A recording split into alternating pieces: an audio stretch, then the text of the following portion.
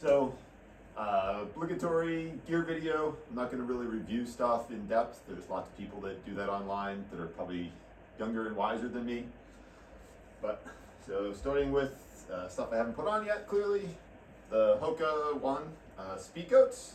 These are the shoes that have worked for me the best. And they have insoles with custom met pads that work better with my toes. Darn tough socks. Sunday River hat.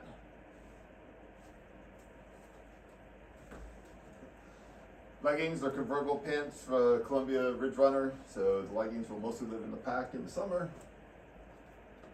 I have two camp shoe options, and I'm leaning towards the closed toe option right now, even though it's twice as heavy than the slides.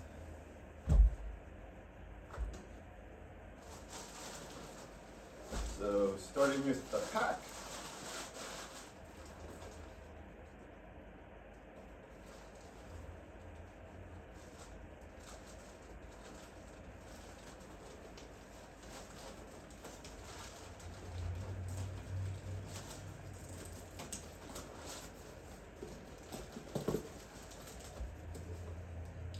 Have Hiking Hunger carbon fiber poles. I really like hiking with poles, both from a balance standpoint and going up mountains helps to pull a little bit.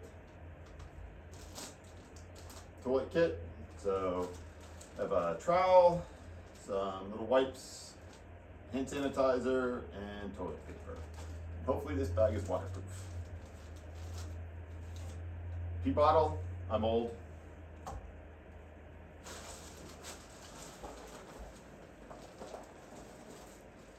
And the other side have AirPods for podcast music, whatever.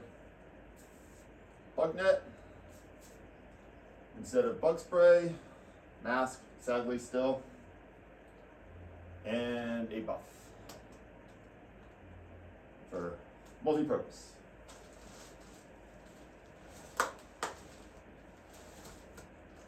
Sit pad from CPAX, this little foldable one. Again, I'm old, I like my creature comfort, so one of my luxury items. And water bottle in the side pocket.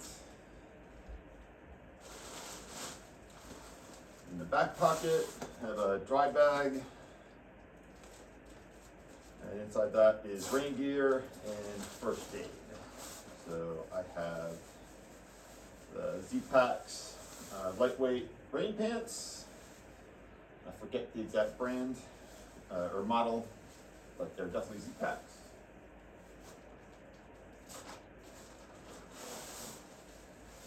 The Enlightened Equipment Visp rain jacket. And I like this one because it has pit zips. It's pretty lightweight with a hood as well. And you can't lose me in the woods.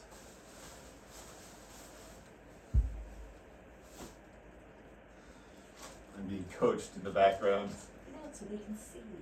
Oh, I'll take a picture. All right.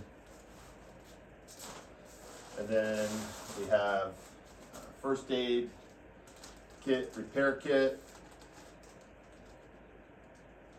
And also on the outside of the pack, so it's easy to get to, so you don't say, oh, I have an issue and I don't want to deal with it. So some small emergency stuff, so backup lighter, some extra string, stuff like that. Medicine, stuff for your feet and blisters. Repair kit and tape and stuff, so fix the tent, hopefully not the air mattress. And then a bunch of bandages and whatnot, again, mostly for blister care. Hopefully I need none of this. I can send it all home. Of course, then I'll get the biggest blister in my life. A mixture of stakes for the tent. A small little towel with a string so you can hang it on the back. Well, hopefully that's strong enough they don't lose it.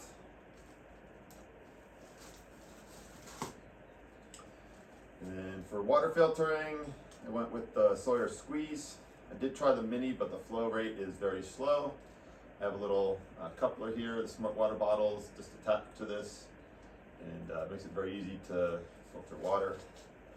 And that's the primary will be filtering. And then a 2-liter bottle bag.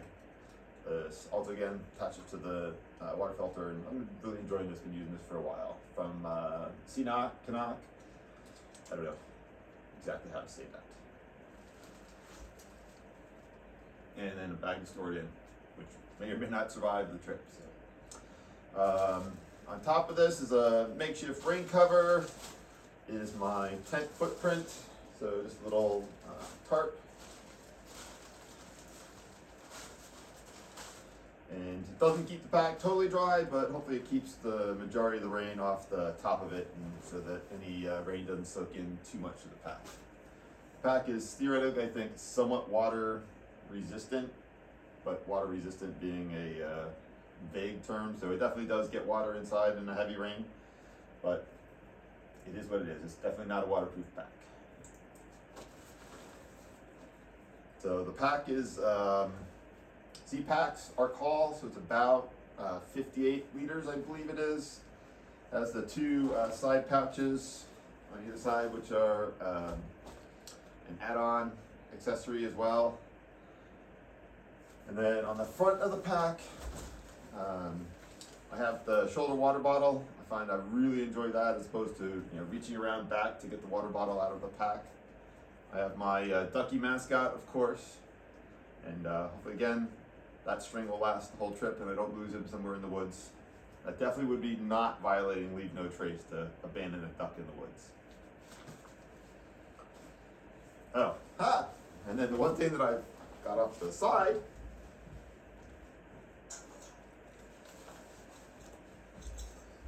for communications and emergencies, the keep the wife happy safety device. She's smiling, she's in the background here. The Garmin InReach Mini, so it's Rev 1. Of course, they came out with the quote-unquote better 2 a couple months after I bought this one, but I'm not going to replace it. It's working just fine. Emergency whistle as well, which again, hopefully I don't need. And that typically, put it back on, I was setting that up a little bit today. It was on the shoulder pocket as well. And then in the other pouch on the other side, I just have snacks for the day, make them easily accessible. So starting out with M&M's, chips, some pineapple, beef jerky, power bar, and important thing, chapstick. So I find my lips get very dry and cracked, and the other lips is not the best in the world. So the Z-Packs is a top load, so no zippers and whatnot. The tent, I have the Gossamer Gear, the 2, so it is wide enough for me to put the sleeping mat and myself, and then put gear alongside. I went with the 2 for a little bit more space inside. I had a 1-person tent, and it was a little bit annoying to kind of try to spread out, and you have a tiny pocket by your head, tiny pocket by your feet. So it is a non-freestanding tent, so it requires the hiking poles to set up. But it's I got the DCF version, so it's the DCF fabric on top, which is a waterproof fabric, doesn't absorb water, and then the floor is the sil nylon, so kind of a combination tent between those. And basically just stuff that in. Next up is the food bag. So plan is to start somewhat slowly, about 10 to 12 miles per day, which gives me a 5-day food carry to start. So I have 9 pounds of food in this bag. I do have it marked so I can tell which food bag is mine. If you can't tell, duckies were a thing in the household. And then for hanging the food, I have a small bear bag, or small throw bag that you would put rocks, sand, something like that in, and then a thin nylon cord to toss over. So 50 feet of nylon cord. And then planning to use, if you've ever searched online or heard, there's the PCT hang method, which is you basically throw the line over a branch, then you haul it up vertically and tie a stick into the string and then lower it back down. So as opposed to tying it off to a tree. Apparently bears have figured out that humans fiddle with the rope at the tree, they fiddle with the rope and eventually cut the rope with their claws, and it's not undo the knot. The food falls and they get food. So the single most heavy item in the pack currently is the food. So it's about 2 pounds of food per day. So starting out a little bit less, till I find I don't get hungry initially. And then silverware, I got the morsel. We kind of like in the silicon. It is the spork, so in the shakedown hikes, I haven't actually used the fork portion at all, so I'll be curious to see whether I end up using that. And the rest of that is just food. I do have an odor-proof, waterproof bag, because I guess any bit helps. And toothpaste lives in here as well, because it's kind of stinky. Flossers. I'm sure my dentist is going to love me for all the junk that you tend to eat. I mean, all the good stuff that I'm planning to eat, right, honey? So since the bag is not waterproof, inside the bag I have a dry sack. Fortunately, there might be a small leak in the dry sack. I think I fixed that, but it's been a very dry spring and have not managed to verify that. So I actually have a small plastic bag in the bottom just to help ensure that the sleeping bag doesn't get wet.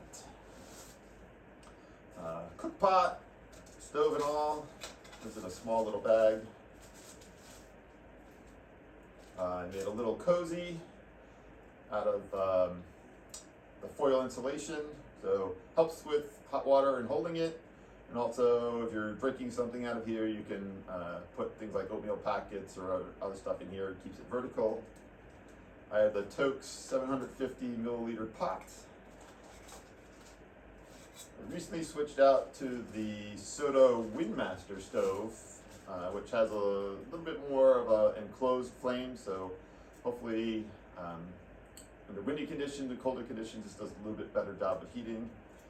And the Triflex pot thing, which just attaches up here. And then inside the pot, gas canister stove. This is the small version. It fits nicely, and just a small piece of cloth, because these do tend to rust with leftover water, so just trying to avoid getting a little bit of rust and scratching.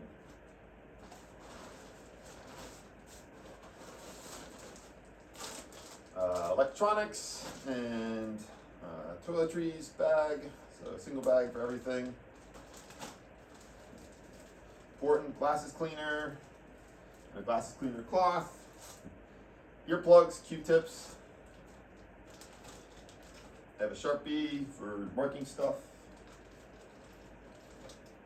A Biology, this is the small bag, or all for massaging, so primarily for feet I got this for. I do have the larger one as well at home, so if not sure the verdict on small versus large, but we'll find out.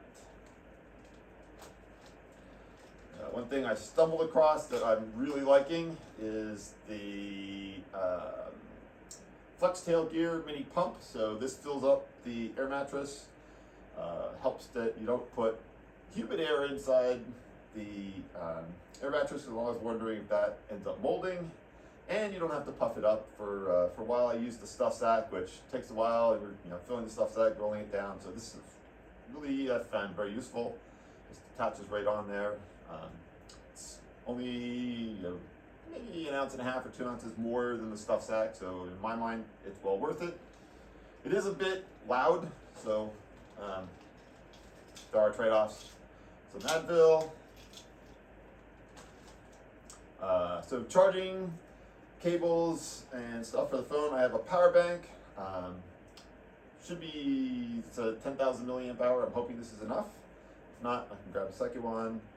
And basically recharging in towns, staying in either hostels or hotels, or resupply in town, plugging in, charging. So the only downside, this does take a couple hours. The teams like to charge fully.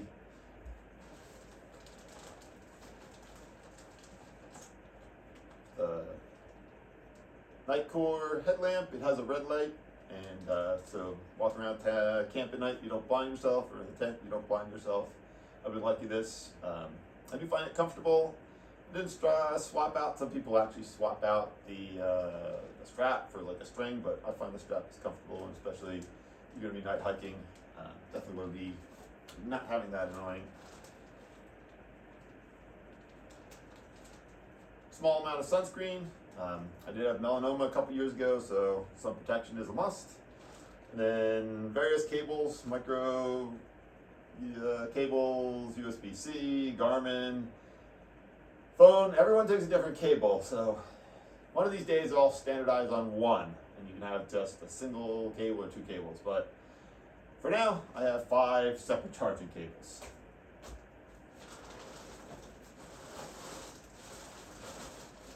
Everything inside the pack is just stuffed in. So next down is clothing. I have rain mitts. So I do find my hands get very cold, especially since I'm using hiking poles. So if it's cold rain, which hopefully we don't have any of the summer, but these are waterproof rain mitts. They're not insulated.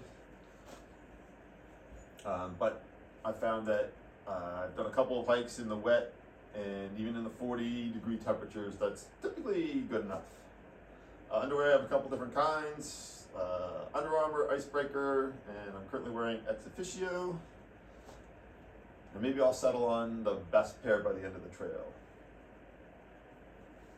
So for the summer warmth, I have a Smart Wool 250 merino fleece.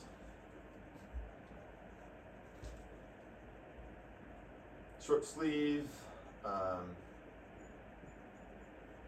Patagonia Capeline for sleeping. And then again, going for the variety, I have Farm to Feet socks for swapping out different hiking, and Injinji socks. So I've had no major feet problems in hiking the 2 or 3 day shakedown hikes I had, but I figured I'll bring a couple different kinds so you can see how that goes.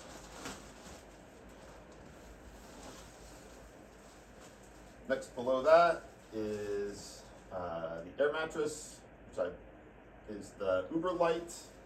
So our value is I think 2 something. For the winter, I do have I think it's the X Lite, but it's basically the middle one. So our value goes up to about 4. So I will probably swap this out somewhere in New Hampshire or Vermont for the warmer one as the nights get colder. I expect to get north somewhere around Labor Day. No, in my luck, probably on Labor Day, which apparently is one of the busier mountains in busier times up in Mount Katahdin. And this has the new, I think they call it the X-Swing valve. So deflation is very easy. You rotate it one way and it'll deflate. And then as you're inflating it, I guess it has a backflow valve so it doesn't outflow unless when you're not puffing on it or whatever. I have a non-ultralight pillow. Don't judge. I haven't found air pillows, especially on any single nights when you're not sleeping well. So I have a real pillow. It is somewhat heavy, but I sleep much better with this. So be curious to see as I wear myself out whether I end up switching to a lighter air pillow or keeping that. But the only downside is it is also bulky. So in the summer it's not too bad, but in the winter it definitely, with all the thicker gear, takes up a lot of space. So I have some straps for the pad, or for the sleeping quilts to go around the sleeping quilts.